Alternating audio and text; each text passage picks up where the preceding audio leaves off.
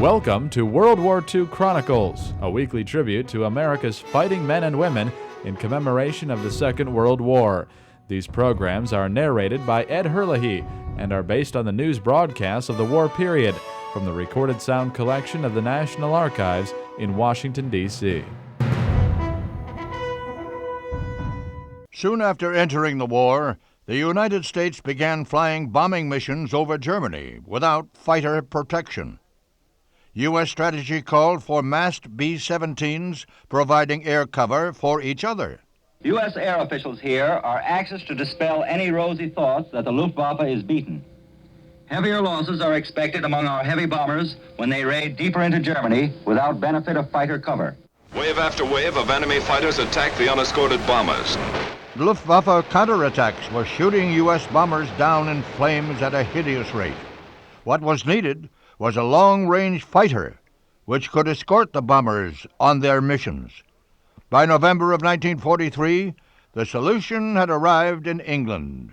The long-range P-51 fighter, capable of escorting the striking force to and from its objective, put in an appearance toward the end of 1943. After a lull during the fall of 1943, when increased numbers of P-51s were being assembled in the United Kingdom, we were completely equipped to effectively carry out the campaign against German fighter production. The P-51 Mustang would become the most capable U.S. land-based fighter of the war. Its first long-range escort mission was on December 13th, when the P-51s escorted a bombing raid on Kiel. An armada of American heavy bombers was out over northwest Germany again today, evidently determined to wipe out the enemy shipbuilding and submarine center. Squadron after squadron of fighters flew overhead and on the flanks. U.S. bomber losses dropped from 9.1% in October to 3.5% by March of 1944.